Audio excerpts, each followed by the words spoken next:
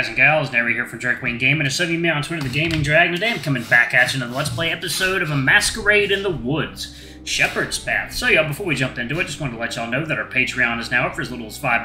Y'all can help support the channel, get some awesome rewards like permanent access to our community Discord server and full access to upcoming Not Safe for Work videos. Anyway, let's go ahead and jump right back in. Alarm chain, you were up, and let's go. Somber kings seldom sing. Alright.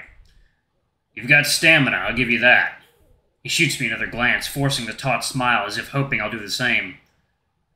I can't help but let a chuckle slip.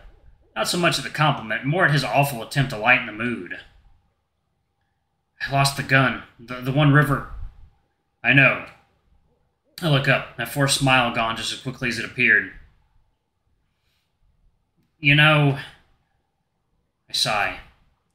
I can't figure you out.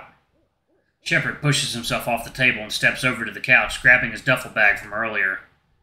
What's that supposed to mean? I let a smirk slip as I shake my head, picking at a piece of rib with my claws. Your tough demeanor. Gruff, raspy voice, taut stature. But then that comforting hug. The admission earlier. Thanks. Then what you did at the bar. You're... complicated. He folds the map up, replacing it with the empty duffel bag, reaching inside. Empty except for... I feel my whole body recoil at the sight of the purple paint, my stomach turning almost immediately. Shepard holds it in his paw, watching me. But not like usual, not with that piercing, analyzing stare. He looks at me with those worried, somber eyes I saw earlier. Carefully, he places it down on the table, zipping the duffel bag up and letting his eyes fall from mine. I could say the same of you, Raccoon. My eyes trail to the mask in the XD holes staring back at me. The X'd. On second thought, the complicated part isn't too hard to figure. Losing someone close fucks you up, makes you do things you regret. Especially if you still hold on to hope that they'll come back, that things will return to how they were before. They never do. Things will never be the same. I lift a paw to readjust my sleeve, sighing. If we're to find him, stop them, stop this. He sighs. But I need to know what happened. With a heavy exhale, I close my eyes. What am I even supposed to tell you? It's like, you know, water time. I don't even know what happened. How do I talk about it without sounding insane? I don't remember much, but I sneak a glance at the striped beast to see his reaction. But he simply watches me as if frozen in time. I clear my throat, readjusting on the foldable chair, psyching myself up. I heard voices. Saying it out loud somehow makes it feel more real, and not in a good way. Having said it out loud, I'm terrified to take my eyes off the small piece of concrete floor my eyes are fixed on, as if meeting his gaze will somehow unfreeze time. I probably just hit my head or something and had some strange What did they say? I don't know. They were discussing spoils of war. Who got to keep what and who got to keep me? No, not me. It was like I was seeing everything through someone else's eyes. Despite my instincts, I lift my gaze to the hyena. But his expression hasn't changed. No, they weren't memories. I sigh. Shepard does too, probably having had the same thought. I know they weren't memories. Can't have been. I'm human, not a talking animal. Was. Did you see where you were? I let my eyes fall again, thinking back as best I can without elevating the anxiety already present. Not too far from George's house. Shepard glances at the folded up map. He was there, George. Said I was going with him. I fiddle with my claws, running the smooth paw pads of my fingers over the nail-like hooks. Another reason to chalk it up to trauma. There were others, 4 of them. But I don't remember much more. Shepard lets his head fall, stroking the back of his neck. The others? The Red Prince. It's what the hyena at the mill called himself, but he was there too. Does that mean anything to you? He doesn't answer, said, slowly closing his eyes. No. Sounds pretentious. Shepard abruptly grunts, tossing the backpack over his shoulder and bending down to tie his boot. As he stands back up, I notice him holding a short gray piece of plastic in his left paw, looking like a small remote. I realize immediately what it is as a blade shoots out at the end. My heart picks up a speed, but only for a second, as it quickly turns and steps over to the blank brick wall behind. Second yell, water time.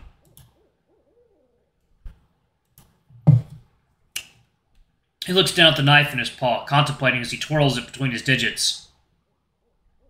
Needs sharpening anyway. With one swift motion, he plunges the edge into the yellowed brick and begins carving. I stand up, placing what remains of the sandwich on the table, and walk over. Ah.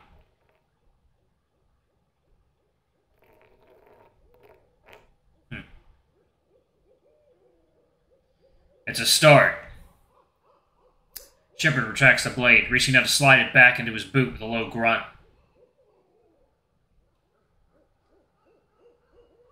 He readjusts the strap on his shoulder, stepping towards the door. We're leaving? I am. Where are you going? Getting that gun back. Well, what am I supposed to do? Eat, sleep, rest up.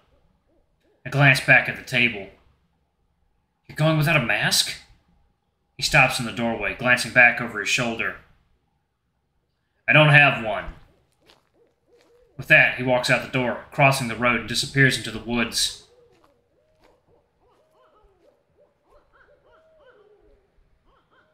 I sigh. It's close to nothing, just names carved in stone. There's so much more to this that we don't know.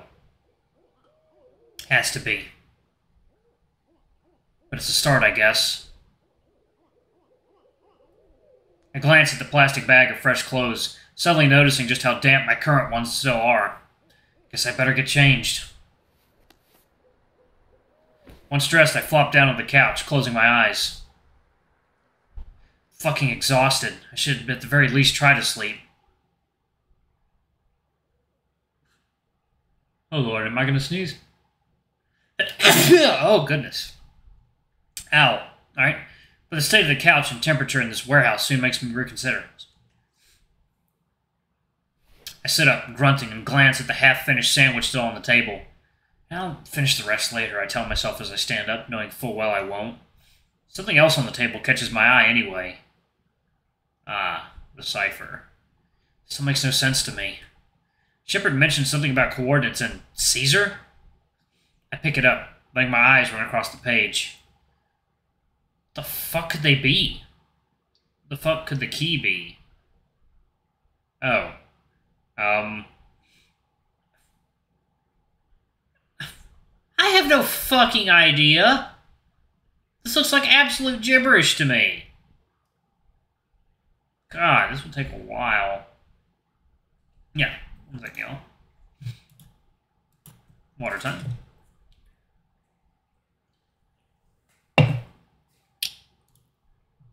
Alright, y'all, so y'all in the comments, if you can, let me know what this is, because this... What the fuck? I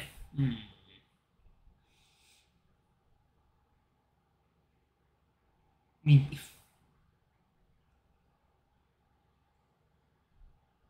What the fuck could the key be? Penis. Vagina. No.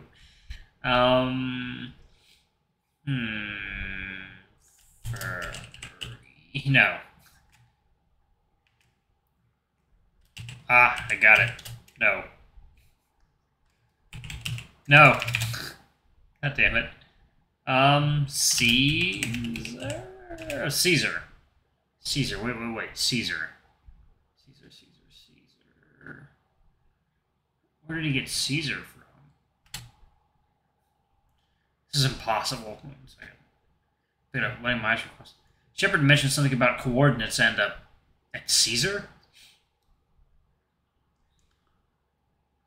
This is something I'm going to have to look at for a while. I do not have time for that, so... Could the key be... Prince. No, this is impossible. And it's difficult enough focusing on the letters when that mask keeps staring at me. I'll just put it away. Put it back in the drawer Mason pulled it from. Easy. I don't have to think about it anymore. Yet I hesitate even touching it. Just the thought of what happened last time makes my stomach turn. After another few seconds of procrastinating, I lift my paw towards it, gripping the thin plastic. Fuck! I jerk my paw back as if I put on a hot stove. What the fuck is happening? I reach my paw out towards it again, fighting my instincts, pulling it back. My fingers touch the plastic. Nothing happens. I exhale, carefully gripping the thin frame. I pick it up, holding it out. The two large X's peer back at me, as if staring right through me. Almost as if someone was looking back through them. What the fuck is wrong with this thing? Oh, put it on and try and solve the cipher. Oh, shit. Freaky, right? Oh, my eyes shoot up as the mask falls from my paws. Second, y'all. Oh, shit. Water time.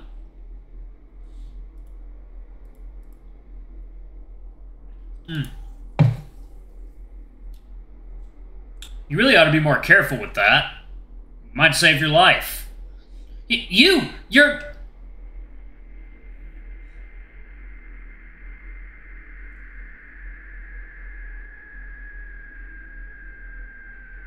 Me.